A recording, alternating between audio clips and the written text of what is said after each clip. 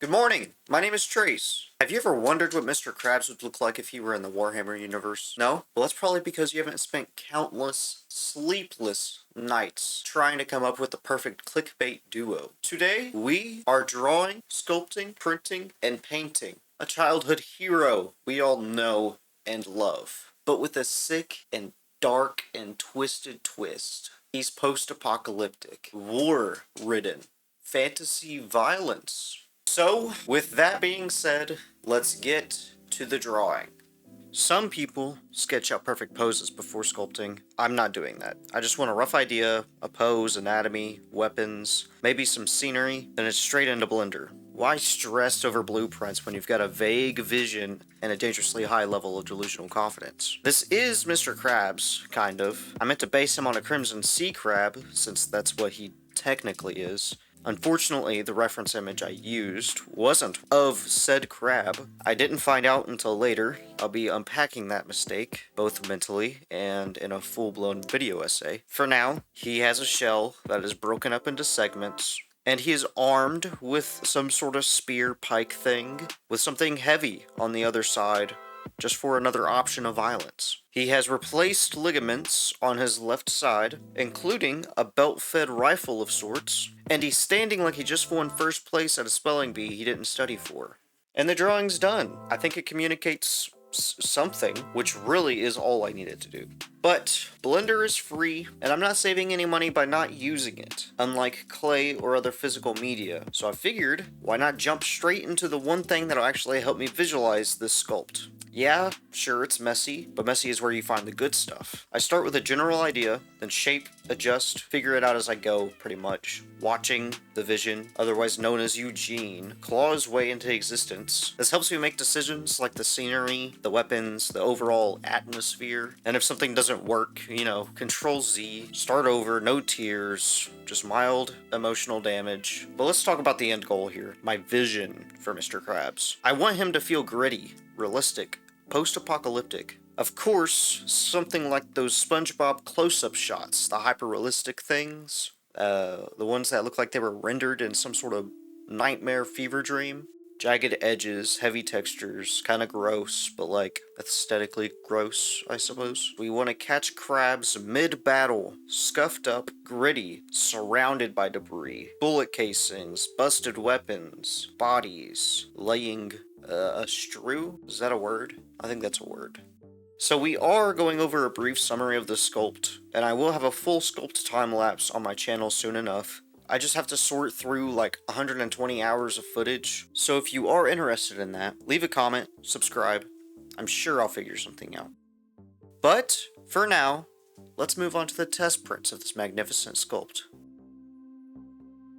Wait, hold on, we gotta discuss the actual printer. I'm printing Mr. Krabs on my brand new FDM printer. It is a Bamboo P1P. Yes, I know the bamboo drama, and no, I probably couldn't care less. It's a beautiful machine, works first try, no drama, zero issues, 90% of the time. I mostly print my own models, and being able to just slice them and then print them in under 15 minutes? Life-changing. Awesome. Amazing. And no, this isn't sponsored. I just appreciate having a printer that doesn't make me want to throw it into a lake. Yeah, I know, it's not resin. Would it look a million times better if it were? Yeah, 100%, obviously. But I mostly do functional prints, so a resin printer wouldn't really make that much sense. Now would it? Anywho, I decided that I'd be printing with a 0.2 millimeter nozzle, the smallest you can get for the most amount of detail. It started off pretty nice, small prints, no issue, minor overhangs, easy supports. But whenever I was trying to prep the files to be switched over from Blender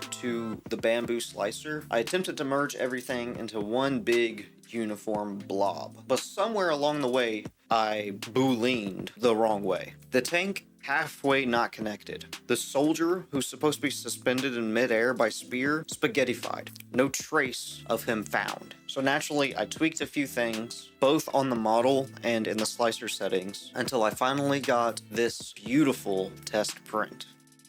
Getting the sports off, yeah, it was really rough. Kind of a nightmare, honestly, and I broke a lot of things. I'd love to say it built character, but mostly it just built rage. I didn't have any glue to assemble the pieces, so I improvised. I decided to solder them together with a wood burner and leftover filament, of which I had too little to print with, too much to waste, perfect for my little experiment.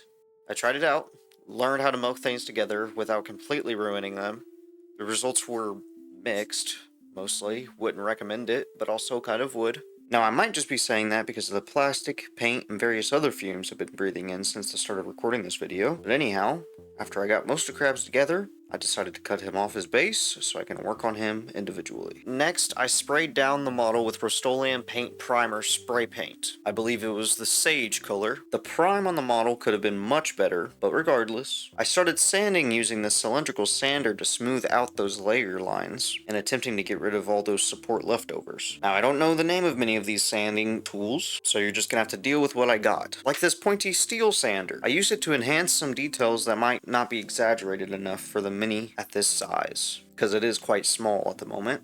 And then the wire wheel came in. He took all of it away. Every single bit of detail we worked so hard to get into this model, it just stripped it straight away. I didn't even have the Dremel on the highest setting, and it still took away way too much detail. So obviously, I will not be using that again. Our next print is about 12 hours away though, so we can't just stop here. So I decided to mix my own miniature paints from basic acrylic paints, the kind from a gigantic tube. Seemed simple enough at the time, and it was. Just mix my desired colors with an account that the paint flow medium that I had decided to use to thin out the paints would possibly lighten all the colors and maybe dilute them a little bit. I tried doing this super wet layer of like a light pink or red to see if I could fill the divots and lighten them up, because if you ever look at a crab, its joints and like the valleys in its shell are usually lighter the deeper you get into them. But that didn't quite work out the way I was expecting, so I coated it in the base red coat and moved on. Most of my colors came out the way I wanted, and even if they didn't, I was pretty surprised at how good they looked, so I kept them. I also want to point out that I've painted maybe 2 minis in my entire life, and that was like base coat, dry brush, and done. So big learning curve coming my way. Now I know, all of you seasoned miniature painters are out there probably cringing right now, but hey, it's fine. I'm experimenting, I'm figuring it out, I'm learning. And the whole point of this YouTube thing is to dive in head first with a grain of salt's worth of information. So before you start yelling at me about how poorly this is going, don't, because I can't hear you. I'm too busy making art and questionable decisions. And look at you, yelling at your screen. You look silly. I want to show you something. You see what I'm doing on screen? No, me neither. As you can see, I did fix it, I guess, sort of, not really. But that little mistake gave me an idea, a really good one. I'm not ready to share just yet, but it's coming very soon. And I think maybe a couple of you will enjoy it as well. So subscribe, please, because I'm excited to share my knowledge. I finished this test print by trying to find colors that should look good for his accessories, and also attempting to do a cartoonish style with the painting as far as highlights and shadows. Since we lost so much detail from the wire wheel, I have to force it out with some exaggerated lighting. But the next print just finished printing, so let's listen to what Past Trace has to say about that. We have a whole bunch of supports to take off of this. We have our reference or just a test paint print thing. This guy is noticeably bigger. You'll be able to see it whenever he's obviously out of his restraints. I did print the ammunition belt thing, or the support specifically, a lot better, so I might be able to recover it. They still look pretty in the way.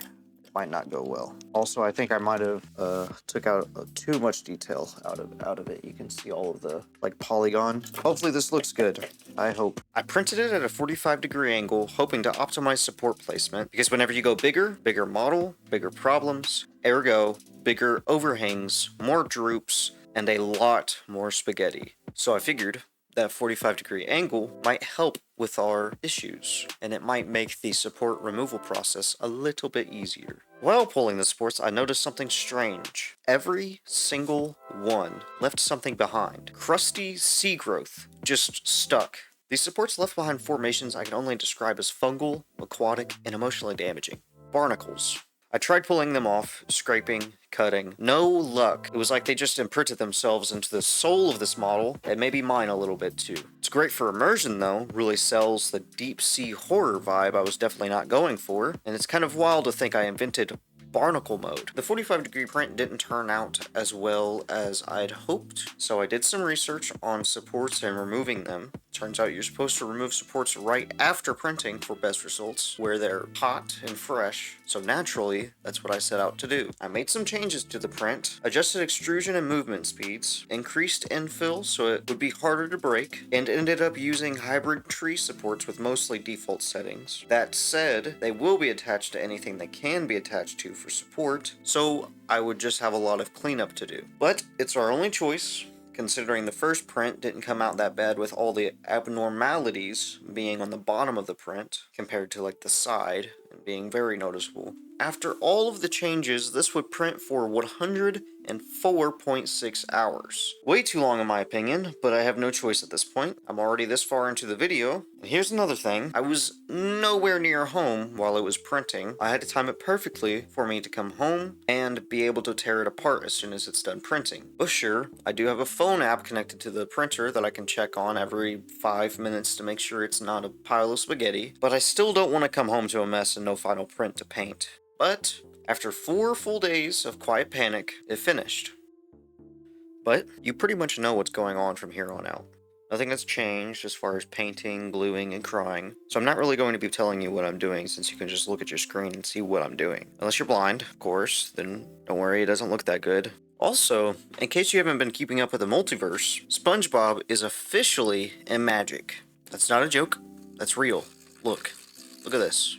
Those are real cards. So technically, Mr. Krabs is now part of the Magic the Gathering universe. And Magic the Gathering already crossed over with Warhammer 40k in their Universe Beyond series. So by the transitive property of corporate synergy, this version of Mr. Krabs is canonically stuck somewhere between Bikini Bottom and the grimdark future of the 41st millennium, trapped in a licensing wormhole. Probably visited by Squidward during that one episode of SpongeBob, SB-129. Somewhere between the Chrome dimension and the absence of anything but giant floating words dimension. Anyway, this is Loophole Krabs, I suppose. Mr. Krabs is canonically a Crimson Sea crab. You get it? Like conical, like the shell. Anywho, I went online to find a reference image of Crimson Sea Crab, and I kept landing on the same photo. The same one I mentioned earlier that wasn't of said crab, of which I did not know at the time of recording. It was the absolute best photo I can find, so naturally, try to track down the original photographer to give props on how amazing and beautiful and perfect the photo is, but then I clicked the link under the image, and it took me to one single Tumblr post. No matter how much I searched, I ended up in the same weird little Tumblr corner, buried under the hashtag Marine Biology Shitposts, which I'm still not convinced is a real thing, but I refuse to dig deeper out of respect for myself and my browser history, which goes hand in hand, I suppose. This crab was stunning. Incredible reference. Best I can find. Only problem? It's Christmas Island red crab. Found this out about 2 hours before starting this voiceover, so I'm obviously bummed and still sore. But if you reverse image search that photo on Google Lens, it IDs it instantly. Christmas Island red crab. So Google knows, it knows it's lying to me. Every time I search for Crimson Sea crab, it gives me this guy, because he's the best photo that there is whenever I search for this Crimson Sea crab, along with 300 completely different crab variants. So basically, I've built an entire Warhammer style Mr. Krabs off the spiritual and physical energy of a crab that isn't even him. Different species, different taxidermic family, different existential dread, different traumas. I mean, how on earth do you confuse Jacarcinidids with Chasian? Come on, Google. That's embarrassing. I doubt this crab even has a whale daughter named Pearl. Anyway, this is Google's fault, and if someone wants to start a petition to fix Google's search engine and filters, count me in. I'll be the first to sign. For this crab, Mr. Krabs, and all 300 other crab variants. But let's talk about this airbrush, or as I like to call it, the world's most temperamental straw. No matter how many times I cleaned it, or how convinced I was it was finally working right, it wasn't. Paint wouldn't flow, air pressure was weird, and at one point, I think it was spitting at me, just out of spite. I take it apart, clean every tiny piece, put it back together like some kind of delicate metal puzzle, and still, nothing. Just sadness in the shape of an airbrush. But eventually, through the sheer desperation and the power of Googling, figured out the issue. Turns out, somehow, after all that cleaning, it was dirty. Still. But, after the fourth disassembly, and running this weird airbrush cleaner through it about 100 times, it finally started spraying. For a minute, then it stopped. Then it started up again, and I was thankfully able to lay down a dark brown base coat before it decided to stop working again. The reason for this base coat is I wanted Eugene to look dirty. Grimy, muddy, end of the world kind of dirty. The idea was that layering red over brown would give us some built-in weathering. It made sense at the time, and it also made painting the back of the shell way easier, so it's a win. I'm actually pretty happy with how it turned out. If I could go back though, I'd probably prime the entire model with a lighter color. Something more neutral maybe. Would have made laying down the lighter colors a lot more easier. A lot more easier? Is that anyway, you know what I mean. Look at this. I did a little bit of mining off camera. First off, I fixed these a little bit and then I painted back over them. All these joint areas I really do not enjoy, but I do like the perfect imperfections. You know what I'm saying? I like that. I enjoy it. I hope the audio is fine right now. The voiceover should be better, but this would be a nice change of pace, I guess. I don't know. Maybe I'm working on making things better. The room is full of fumes. I've taken off the respirator. And I am choking right now. And this stuff, actually. I just got this stuff. It's a life. It's a godsend, okay? I haven't really thought of the voiceover, but I'm sure I have complained many a time about this airbrush, because this airbrush is nothing but the devil. Maybe I shouldn't say that. It is nothing but horrendous, horrific, just, I could not get it to figure out, I could not figure it out, and I thought that it was just me, but apparently it's a pretty well-known issue. So I just don't know how to clean airbrush, but now I do because I have this thing and I just run it through the airbrush and take a Q-tip to the airbrush whenever I'm done using whatever paint is inside of it, and it's perfect. It's fine. So I thought that was the issue, or no, let me rephrase that. I didn't know what the issue was prior. Cleanliness, or dried paint or cured paint, whatever you want to call it, was a part of my thought process involved in what was wrong with said airbrush. Let's look at it right now. You tell me how perfect this looks. Mine's the outside. The outside is quite filthy dirty. Look how nice and clean. I mean, it's a little dirty, but it is much cleaner than prior. It's also a little, like this stuff. I haven't had it. No, God, it smells so bad. I haven't had it on my hands yet, so I'm kind of scared to what it will do. Also, I burnt my finger. Would you like to see burnt finger? That happened earlier today while I was messing with this. I looked up paintbrushes for miniatures. Hopefully, these do the job. I have paintesses for the last crab I painted. I don't plan on using these. I think I have a better workflow now, and these guys are just kind of trash at the moment. Like, that is quite bad. Consistency, I can hold it upside down. It's gunky, it's gooey. Just remind me that I will never use paints out of these. Oh, that's really nice, actually. Where is this from? Okay, so this dark one is fine. It's probably just because of the way this one might have sealed, or maybe I didn't mix it good enough, or I mixed it too much, or something. Let's check out another one that is, yeah, so that one's really, really okay. That one's fine. It might have some pooling, but you can probably just mix it up and stuff, or separating, like pooling of different substances on the top, like scum, I guess. Would that be called scum? I don't know. These, I'm probably not going to use them, as I said prior. I do like the idea. This is the one that I just made, so I am going to keep that one. I do like the idea of looking at them and understanding where my goal was 2 weeks ago, and seeing how they hold up after the 2 weeks, or however long it's been since that last crab. Let me go ahead and pull him back out, and we can do a side-by-side between all of the different crabs, I suppose. This dude looks pretty cool. A little bit smaller, obviously. The goop, golly. I think I went the right direction with going from the bottom, just removing the supports as soon as possible, priming it beforehand. Definitely not the right option, especially spray paint primer and not being able to like manage flow and thickness of paint because it gooped on. I love the paint job, obviously. For a low detail model, paint job fits it perfectly, in my opinion. I think it's really cool. I think it's a really nice baseline of where we want to be, but I want to bring this up. The detail of this gun gun, specifically this side, is absolutely beautiful. Like, like gorgeous. Like, everything looks amazing. And then this gun, which this was like my favorite part. Like, I really wish it would have, you know, it's like what I was hoping the most to come out the best looking. These just, goodness, they're bad. How do I focus? Hello. Here, let's just zoom in. Like, that is pretty rough.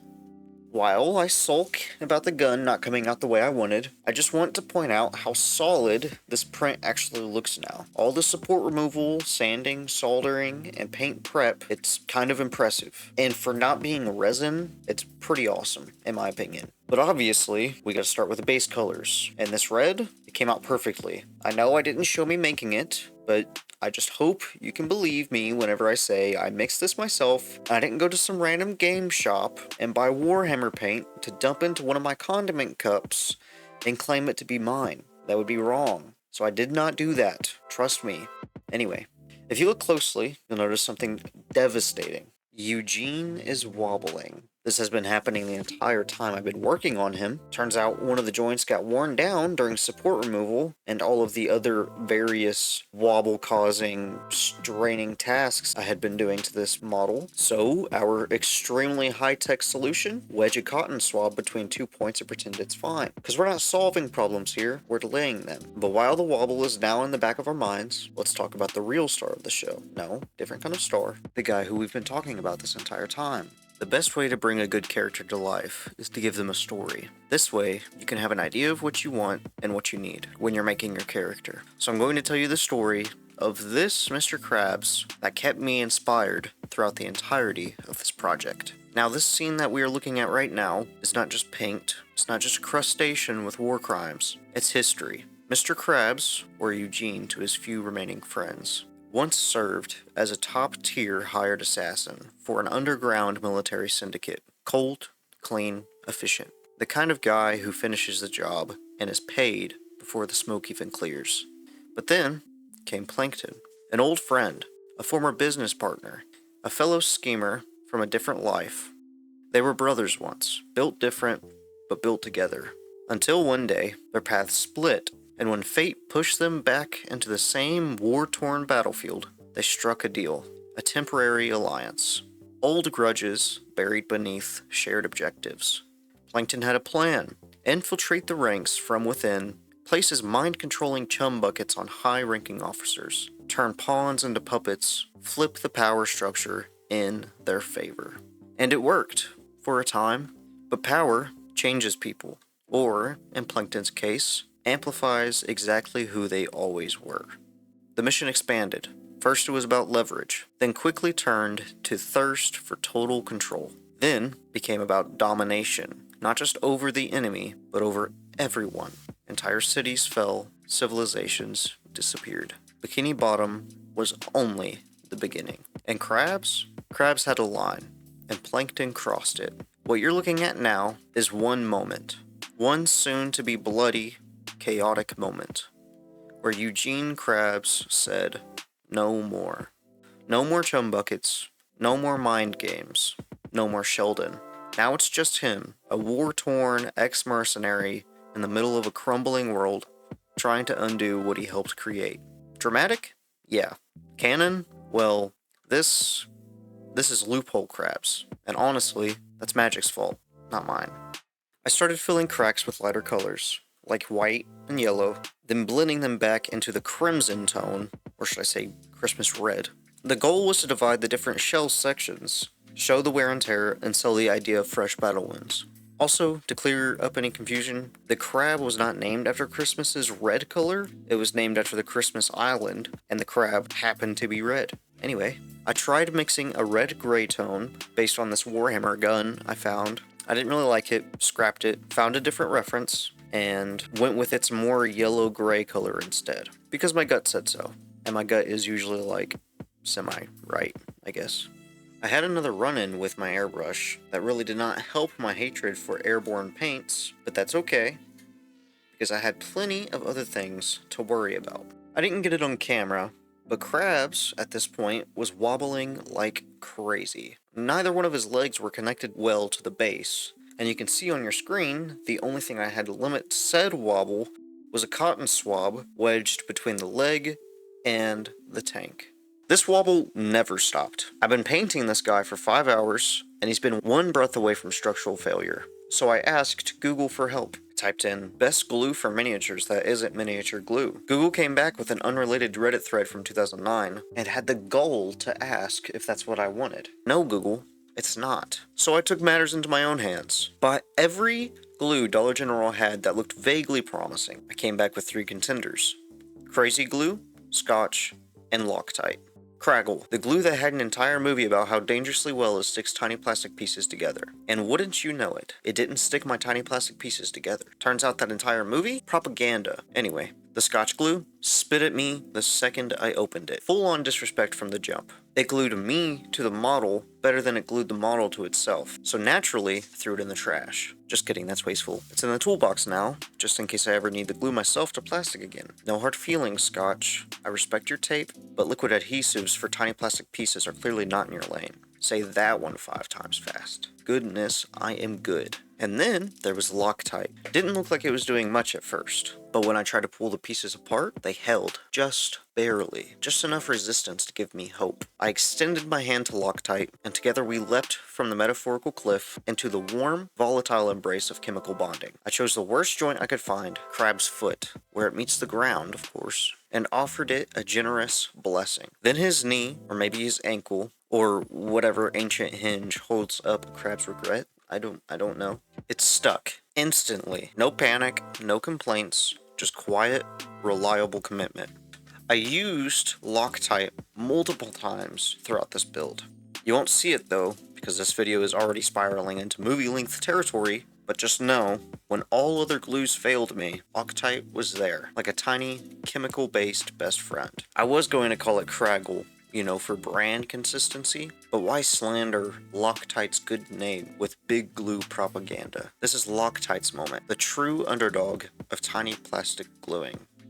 Alright, I want to talk to you about something. 3D printers are like $300 now, for a pretty decent one, anyway. That's your entry ticket. And once you've got it, you're printing minis for about 10 cents a limb, which is basically free, comparatively. Meanwhile, Games Workshop wants your entire paycheck for a box full of financial regret and a squad of guys who look like they worked night shift at an evil NASA. Now look, I'm not talking to the tournament crowd. Y'all can do your own thing. Half the time you're genuinely cool, but the other half? Crypt goblins. Living in your mom's basement, arguing about tier lists while she yells and pleads with you to stop spending your allowance on tiny plastic toy soldiers and, for the love of God, throw out those bottles. Yes, those bottles. The ones that smell like a high school boy's locker room and shame. Now, as you sit there wondering how and or why your mom knows what a boy's locker room smells like, just know this message isn't for you. I'm talking to the other crew, the ones who build immaculate armies, paint like Renaissance artists, and then play maybe twice a year if the stars align. And if you are the hardcore Warhammer player and you're sitting there wondering if you are the Crypt Goblin, go outside, touch grass. See if the sun hisses when it hits your skin. If it does, maybe it's time to reevaluate.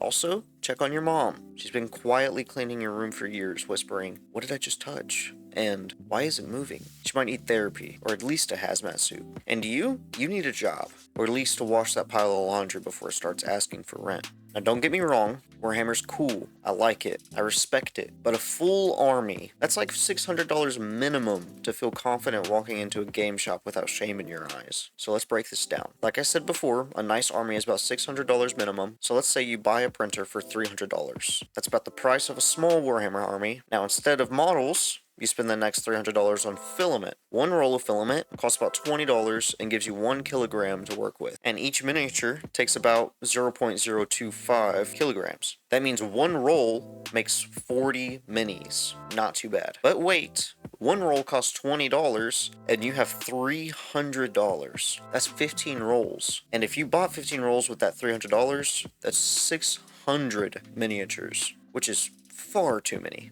Calm down. Buy paint. Not Warhammer paint, unless you enjoy paying $8 for a thimble's worth of pigment. Just get some acrylics. Primary colors, CMYK. Add flow medium. Stir that forbidden yogurt, and you're an artist now. Do whatever you want, man. Or woman. Whoever I don't care.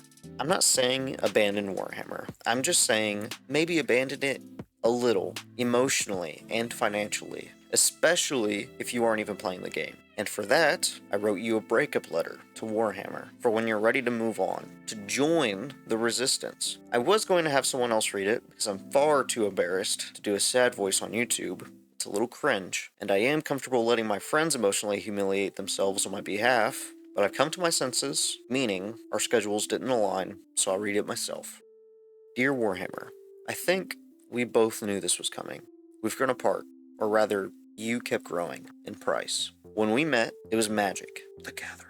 You were dark, mysterious, covered in skulls, basically my type. You made me feel like I was part of something bigger, something grim, something dark, futuristic even. I built armies for you, painted until your buddy carpal tunnel came over and we had that weird interaction, but just never really saw each other again after that. Sacrificed entire weekends just to make your little plastic warriors look okay. And what did you do? You got clingy, changed the rules, released new editions before I can even finish gluing the last one. You said I didn't understand the meta, but I do now, because I met someone new. Someone affordable, efficient, open source. They let me experiment, customize, scale minis to 110% just because I can. They don't charge me $70 for one dude with a sword. They don't judge me when I start a print at 2 a.m. out of inspiration or emotional instability. They just work. And sure, they have their issues. Sometimes they freak out. Sometimes I wake up to a 6-hour spaghetti monster and question everything. Clogged nozzles, bed adhesion, the trauma of leveling. It's not love, it's war.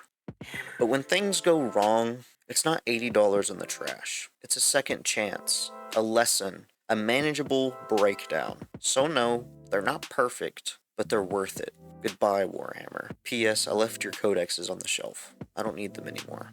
I downloaded PDFs. If you ever start selling STL files, I'll check up on you. But if it's $400 for one space night with no head options, I swear I will make sure you never find another hobbyist like me, ever again. That's pretty good, huh? Because here's the thing, you don't need a multi-million-dollar company to tell a good story. You can build your own weird, deeply unbalanced armies with your friends, like a Warhammer D&D hybrid where the dice hate you. The rules are loose, and your faction leader is whatever your imagination can come up with in that given moment. Cut out the middleman, be the middleman. Make a crab warlord. Give them lore, give them weapons, give them trauma and redemption arcs, and shoulder pads that don't do anything but look cool.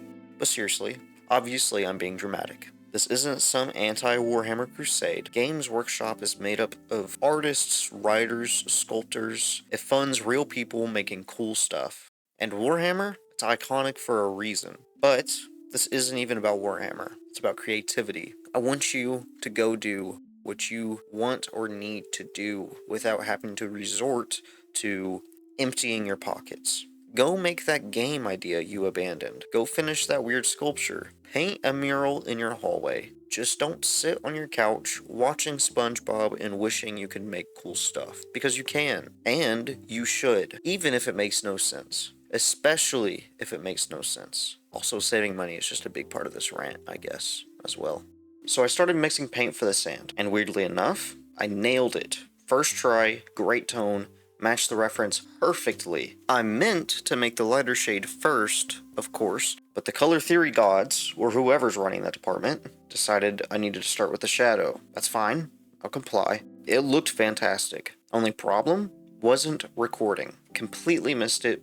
That's on me. But also, where were you? You've been here the whole time, right? Could have said something. Maybe waved? Just a little heads up? No? Okay. Anyway, the sand looked great. Kind of perfect. One of those rare moments where everything just works. Like the color matching version of building a redstone contraption in Minecraft you found in a YouTube short. And it actually works on the first try. Even though every block placement you made you question the laws of logic and redstone. Anyway, I've been playing a lot of Minecraft lately. Here's a quick tour. Honestly, the peak of my career. Not Minecraft. The sand, of course. I've never been prouder of milky beige and primary colored dots. Until I looked at it again. And yeah, it resembled a birthday cake. One of those tragic ones from a 6-year-old's party. Too much frosting, too many sprinkles, a dessert with deep regrets behind every bite. So here's where we're at. We're calling this a test run, a soft launch for sand. Ideally, I'd go back in add some realistic textures, darken it up, but I'm letting you handle that. Not out of laziness. No, no, no, no, no, no, no. You dug this hole. You can get out of it. And you've been here the whole video. You know what's going on. So I know I can trust you, because I am doing this out of trust. And growth, but mostly trust. And you're riding a thin line right now, buddy. Tighten up. My trust means everything to you. Anyway.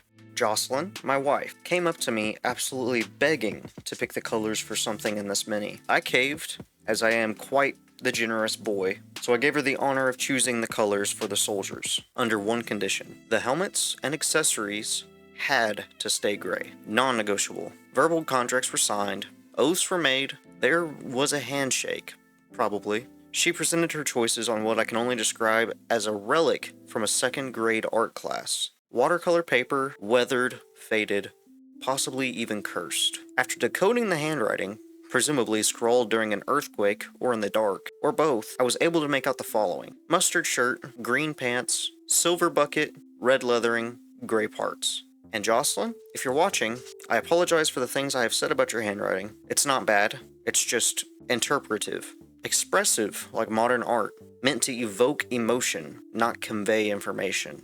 I appreciate you. So this color combo is surprisingly solid. It walks a fine line, bold enough to look amazing, but dangerous enough to tank the whole project if done wrong. It's Dwight Schrute on top, Peter Griffin on bottom, high stakes, zero margin for error. There's absolutely no way this can go south. Probably. I kinda wanna try something new. If you've got an idea for a cool character to model, drop it in the comments. Just no SpongeBob stuff. I've already got that part covered. And honestly, I'm doing these to get better at modeling and, feel something. If your idea is weird, overly specific, or makes me do a double take in either admiration or deep confusion, I might actually do it. Not right away though. I move at the speed of whenever. And hey, if your idea ends up inspiring something completely unrelated, I'll still give you credit. Unless it's bad, in which case, I will make fun of you, publicly. With love, of course. Anyway, comment wisely. My judgment is both swift and wildly unqualified.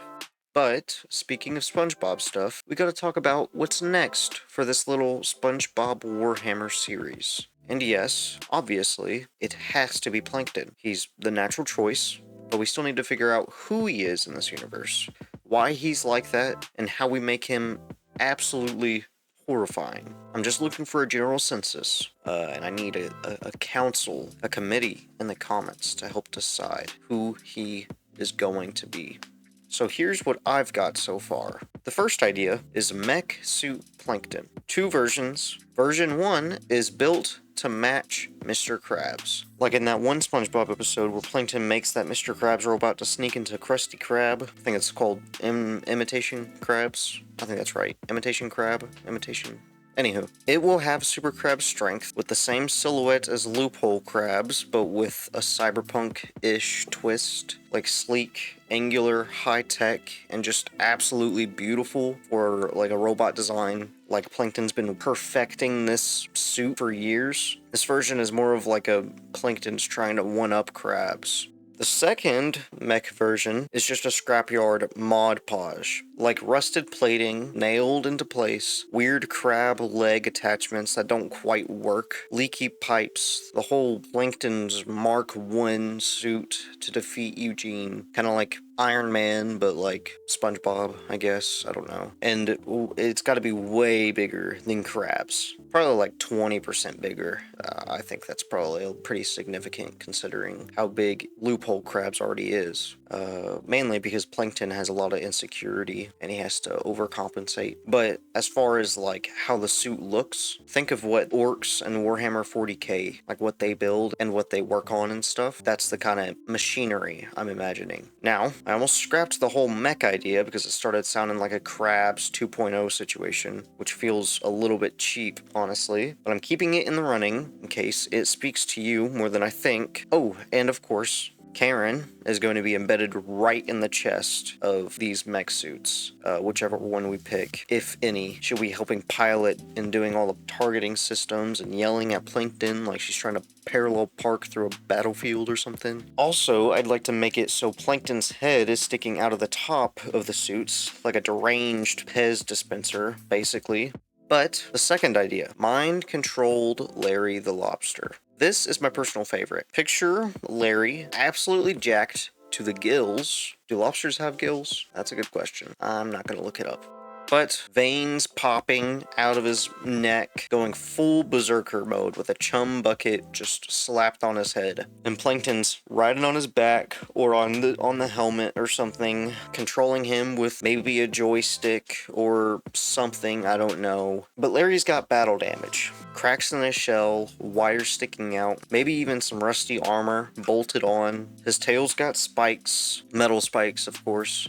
Maybe even natural, who cares? I don't know. But he's surrounded by an army of brainwashed soldiers, all by their side, charging Krabs. It's gotta be cinematic, it's gotta be dramatic. It sounds really cool to me. Also, I really want to incorporate a chum bucket hammer into this. I don't know where yet, but I'm positive it will happen. Maybe it's a weapon, maybe it's like some sort of weird sacred relic or something. Maybe it's just a big old blunt object or something. We'll see. But I definitely would love to have Larry dragging a 1-ton giant chum bucket as he's charging towards Krabs with a huge ditch from the sheer weight and strength of both Larry and that hammer just being drugged behind him. But I'm really excited to do this. It will be a while. Plankton's design won't show up for a bit. I've got a few other videos I need to finish first, so realistically, if I actually stay committed to this whole YouTube thing, you will see Loophole Plankton in probably 6 months. But till then, I want you guys to steal those ideas, or just do your own thing and show me what you can do, and or make. I love seeing people do things they love and are proud of, and I like to see what any skilled, or even non-skilled artists can do. I'm like actually super excited to see anyone do stuff like this.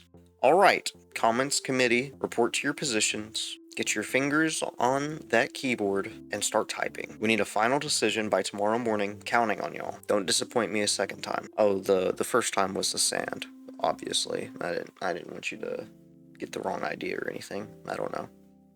As you can see, we have finally started to add the flesh colors, which will eventually, here in a minute, turn into the fantasy violence, as mentioned earlier at the beginning of this video. And then we can clean up this huge mess we have accumulated over the weeks of trying to figure out this crab. So I think it's about time for the part where I pretend this was all educational, because wow, there is a list. Number 1, Prime Lighter. The dark brown base coat? Never again. Felt like painting shadows into a black hole. Number 2, resin printing is cheating, and I should have cheated. Yes, I love FDM. Yes, I spent plenty of quality time with pliers, a Dremel, and various other tools. But resin prints? They just do this so much better. Not saying it's less work, but it's definitely maybe cleaner when it comes to the final outcome. Number 3, key your parts. Printing this whole thing in one piece was a bold move. A stupid, bold move. I meant to split it, ran out of time and patience. Don't be like me. Also, that whole glue arc would have been a lot shorter. Number 4, think about the final product first. I just dove straight in, no plan, just broken dreams and aspirations. And while that worked out this time, it was definitely a gamble. Next time, take 10 extra minutes to imagine what you would want the end to look like. Ban the bad ideas early, or at least write them on a sticky note labeled maybe never. Number 5, back up your antennas and your spirit. Tiny fragile details equals tiny emotional breakdowns. Bring spares. All of the tiny parts just broke, and I basically scrapped them. After it broke, I didn't try to replace it, pretty much. Number 6, when in doubt, covered in blood and violence, and it should look fine in the end. You'll see soon enough. Number 7, your airbrush isn't the enemy, you are. It wasn't the brush, it was me. Stop blaming the tools you haven't cleaned since, some funny metaphor that equates to a long time ago. Number 8, Scotch glue. Scotch glue isn't a lesson, I guess. It's a warning label I now carry in my heart. Number 9, build the lore. The Plankton betrayal arc gave this whole thing purpose.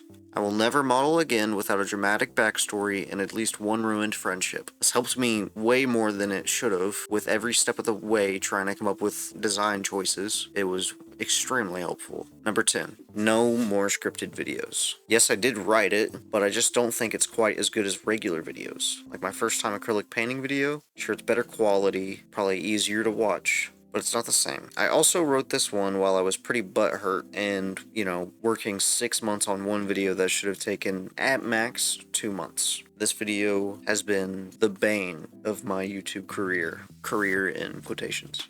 Number 11, don't forget this is supposed to be fun. Yes, it's chaos. Yes, it's nonsense. But creating something that shouldn't exist, but does anyway, because magic, both literally and metaphorically, it's awesome. And a lot of times while I was making this, I kept forgetting that I enjoyed it and I wasn't just doing something that I had to do. I had to remind myself that I was in fact enjoying myself, whether I felt that or not, if that makes sense.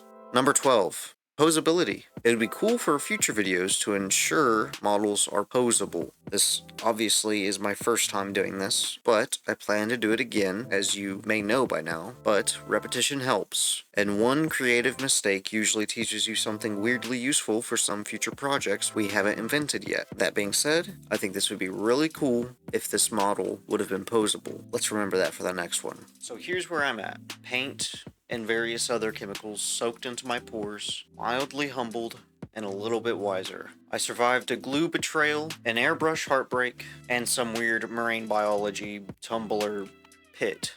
And I was still able to make this. If that doesn't inspire you, I don't know what will. Look at that. Look at this. Hold on. Do you see this? There is 0 wobble. Thanks to Loctite. Look. This thing is as sturdy as it can ever be, okay? And we can all thank Loctite for that. Everyone give Loctite a round of applause. They are, I don't know, the Messiah? Is that okay to say? I don't think so.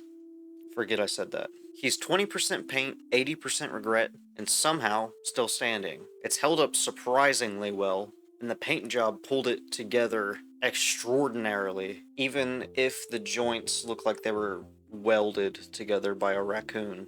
And I'd like to bring up, do I agree with 100% of the things that I said in this video? No, obviously not. Half the things I said in this video were a lie. Do I have a wife? If I do, can she even write? But the point is, if I said anything in this video that you don't agree with, as much as I don't agree with it, then subscribe. You deserve it. Or don't. I'm not your dad. Anyway, you got crossover ideas? Bring them my way. I need it. I want them. Just know, I'll probably ignore them, more than likely. But if it's weird enough to stand out, I will 110% probably. There is a 2% chance that I will 100% look at it and call it out and be like, hey, that's cool, man. Or woman. Again, I've already been through this. I don't care. I might make fun of it, and I might even model it. Out of spite, possibly. But thank you so much for watching, and I'll see you in the next one. Good night.